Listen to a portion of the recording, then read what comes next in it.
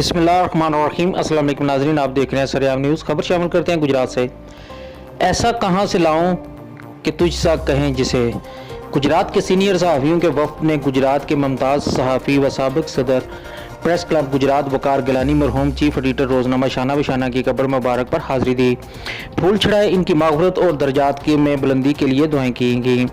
इनकी खूबसूरत और अच्छी यादों को ताज़ा किया गया।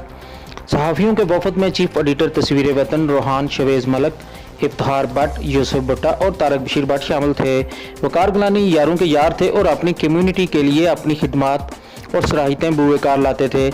2 बार गुजरात प्रेस क्लब के सदर बने। प्रेस क्लब और सहाफ़ियों की गई खिदमत को हमेशा याद रखा जाएगा। उन्होंने गुजरात में वेब टीवी चैनल का आगाज़ भी किया। आज गुजरात में वेब टीवी चैनल्स की कसरत है। गुजरात के लोकल अखबारात में सबसे पहले उन्होंने शाना बशाना को रंगीन अखबार में तब्दील किया।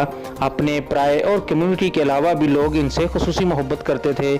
आज वो दुनिया में नहीं, लेकिन इनकी अच्छी यादें हमारे साथ हैं। दुआ है कि अल्लाह पाक जन्नत में इनके दर्जात बुलंद फरमाए। Tariq Bashir Bhat, district incharge, royal news, Gujarat.